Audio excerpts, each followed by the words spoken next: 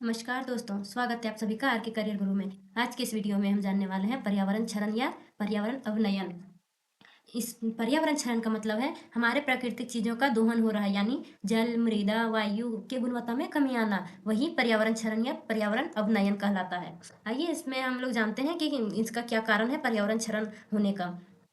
पर्यावरण क्षरण से तात्पर्य उस प्रक्रिया से है जिसके माध्यम से हमारे पर्यावरण अर्थात जलवायु और भूमि का तीव्र गति से दोहन हो रहा है। मतलब हमारे प्राकृतिक चीज़ों में बहुत तेजी से दोहन हो रहा है, हानि कमी आ रहा है। आगे है पर्यावरण अवनयन के अंतर्गत पर्यावरण में होने वाले सारे परिवर्तन आते हैं जो अवांछनीय है। मतलब हमारे पर्यावरण का क्षरण जो हो रहा है वो पर्यावरण में होने वाले परिवर्तन आते हैं जो अवांछनीय है और किसी क्षेत्र विशेष में या पूरी पृथ्वी पर जीवन को खतरा उत्पन्न करता है। मतलब पर्यावरण का क्षरण हो रहा है, दोहन हो रहा है, तो इससे पूरे पृथ्वी में जितने भी जीव हैं उस सबको खतरा है। अतः इसके अंतर्गत प्रदूषण, जलवायु परिवर्तन, जैव विविधता का चरण एवं अन्य प्राकृतिक आपदाएं इत्यादि शामिल की जाती है। आगे हम लोग देखते हैं पर्यावरण के कारण। पर्यावरण के क्या कारण है। पहला है, एक एक करके हम लोग जानेंगे कितना पर्यावरण क्षरण के क्या क्या कारण है। वनों का ह्रास या वन विनाश, मतलब वनों की कटाई। वनों की कटाई देखिए, आजकल जहाँ अगर कोई घर बना रहे हैं तो वहाँ पेड़ है तो सारा पेड़ काट देते हैं। अगर कोई सड़क बना रहे हैं और सड़क के किनारे किनारे पेड़ है तो सब काट रहे हैं। इसमें देखते हैं वनोन्मूलन पर्यावरणीय क्षरण के प्रमुख कारणों में से एक है। मतलब ये सबसे प्रमुख कारण है वनों का ह्रास होना, वन की कटाई करना।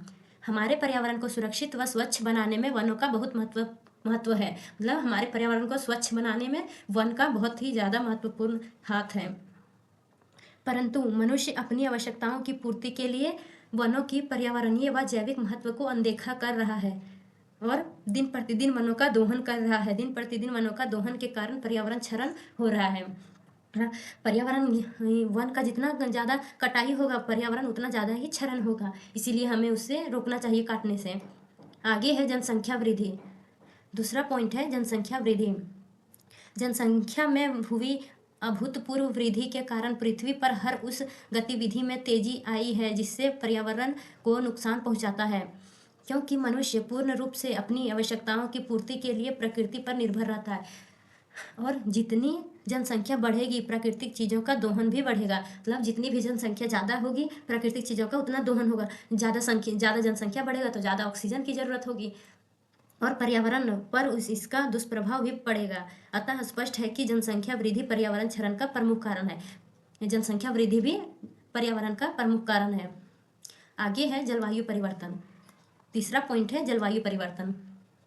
पर्यावरणीय क्षरण में जलवायु परिवर्तन भी मुख्य भूमिका निभाता है। ग्रीन हाउस गैस उत्सर्जन में वृद्धि के कारण जलवायु में तीव्र गति से परिवर्तन हो रहा है। ग्रीन हाउस गैस से वृद्धि होने के कारण जैव विविधता पर इसका नकारात्मक प्रभाव पड़ रहा है और इस तरह के जलवायु परिवर्तन के कारण आने वाली वर्षों में पृथ्वी का तापमान में वृद्धि हो जाएगी, जिसका सीधा असर पर्यावरण तथा पर्यावरण में रहने वाले जीव जंतुओं, पेड़ पौधे पर देखने को मिलेंगे। अगला पॉइंट है प्रदूषण। चौथा पॉइंट है प्रदूषण। आज के इस विषय वैज्ञानिक युग में औद्योगिकरण और शहरीकरण का विकास बहुत तेजी से हो रहा है। क्योंकि देखिए, गांव के लोग अक्सर शहर में जाते हैं तो शहर में ही औद्योगिकरण ज़्यादा होता है तो वहाँ भी विकास तेजी से हो रहा है। इनकी वृद्धि के कारण पारिस्थितिकी तंत्र पर इसका नकारात्मक प्रभाव पड़ा है, क्योंकि इनके विकास के कारण वायु, जल एवं भूमि आदि प्रदूषण में बढ़ोतरी हुई है। मतलब औद्योगिकरण से वायु भी प्रदूषण हो रहा है, जल भी प्रदूषण हो रहा है, सब चीज़ उद्योग के वजह से प्रदूषण हो रहा है। क्योंकि प्रदूषण में जो गंदा रहता है उसको सब नदी में बहा दिया जाता है, इससे जल प्रदूषण हो जाता है और जो फैक्ट्री से धुआं निकलता है उससे वायु प्रदूषण हो रहा है। तरह तरह के प्रदूषण होता है औद्योगिकरण से, जो पर्यावरण को नुकसान पहुंचाने में महत्वपूर्ण भूमिका निभाते हैं। अतः स्पष्ट है कि प्रदूषण पर्यावरण अवनयन के प्रमुख कारणों में से एक है। ये भी प्रमुख कारण है इन पर्यावरण क्षरण का। अब पांचवा है प्राकृतिक कारण। अब देखते हैं आगे प्राकृतिक कारण क्या है। पर्यावरणीय चरण में मानवीय गतिविधियों के अतिरिक्त कुछ प्राकृतिक कारण भी महत्वपूर्ण भूमिका निभाते हैं। कुछ प्राकृतिक कारण जैसे तूफान, भूस्खलन, सुनामी, भूकंप आदि भी किसी मानव व पशु समुदाय एवं पेड़ पौधे के जीवन को समाप्त कर देते हैं, जिससे पर्यावरण चक्र प्रभावित होता है। अतः स्पष्ट है कि प्राकृतिक कारण भी पर्यावरण चरण के प्रमुख कारणों में से एक है। प्राकृतिक कारण भी एक है। अब आगे हम लोग देखते हैं निष्कर्ष। इसका निष्कर्ष क्या निकल आता है? उपयुक्त सभी बिंदुओं से यह स्पष्ट होता है कि यह सभी पर्यावरण अवनयन के प्रमुख कारण है। मतलब सभी अवनयन के मतलब क्षरण के, पर्यावरण क्षरण के प्रमुख कारण है। आपको ये वीडियो कैसा लगा? अगर अच्छा लगा हो तो सब्सक्राइब कर दीजिएगा और लाइक करना ना भूलिएगा। ऐसे ही हम नई नई वीडियो लाते रहेंगे। Thank you.